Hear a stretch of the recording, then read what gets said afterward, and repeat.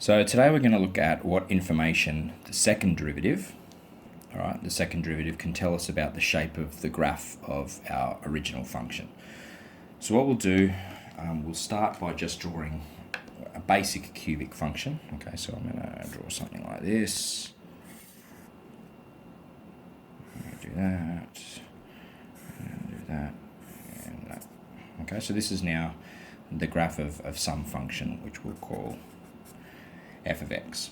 Now what we're going to do, and you have seen this before, is when we have the original picture of our function and we're going to now draw its derivative, okay, the first derivative, and we're also going to draw its second derivative. So remember that the first derivative describes the original function's gradient, all right? That's why we call it the gradient function. So if we can imagine what's happening at each point along this curve, right? We have positive gradient here, it becomes 0, becomes a stationary point, then negative gradient decreasing to another stationary point, and then increasing. So if we were to imagine what's happening here, our second derivative is going to be positive up until this point. So it's going to be in this quadrant up here. It's now negative in between these 2 points. So it's going to be down in this region in between these 2 dotted lines. And then it's going to be positive again beyond that. So it's going to be up here.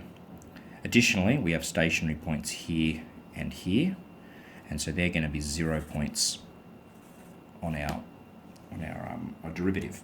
So what we'll do now is we'll, using that information, draw that in. So it's going to be up in here through these 2 points, so it's going to be looking vaguely parabolic. So it's going to do something along these lines, like that, and that is now the graph of the first derivative. Okay. And let's do that exact same activity again. So we have a stationary point here, so there's going to be a 0 point on our second derivative. It's decreasing here, so it's going to be a negative gradient before this middle dotted line, and it's increasing after that, so it's going to be up here, and we're going to draw that as a straight line. All right, going through that point, negative down here, positive up here, so it's going to look something like that. Okay, and obviously those continue to go off in every other direction. So what does that tell us? How does that give us some information about the second derivative? Well, what we can look at is the sign, whether or not it's positive or negative, that second derivative. And we will notice that for this section here, this section of the curve, which I'm going to do in red, it has a negative second derivative. So that's d squared y dx squared is negative for the red. Beyond this point here, which I will do in green, all right, kind of hard to see, but that is a positive second derivative. And obviously, in between those 2 points, all right, which I'll colour as a blue circle, that is a second derivative equal to 0.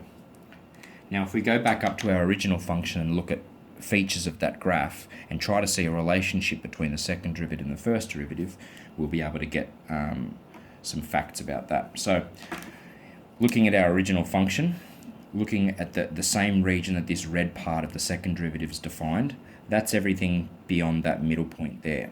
So that's all of this section. All right, and that has a special name. We've seen it before in parabolas. When we have a parabola that looks like that, all right, we call that concave down. All right, so this is concave down. In the green section, that's everything beyond here. All right, we have the thing looking like that. All right, and that has a special name. We've seen that with parabolas before as well. That's called concave up. And of course, there's also this little middle section here where it's 0, and that corresponds to here.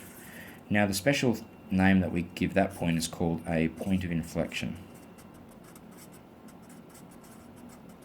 And what a point of inflection actually means is that the inflection changes. So it goes at this point from a concave down curve to that little section there, and then beyond that is a concave up curve. So we have a concavity change at that point. And that's a really important fact. If that concavity change doesn't happen, it's in fact not a point of inflection. And we'll have a look at a couple of examples that talk about that as well.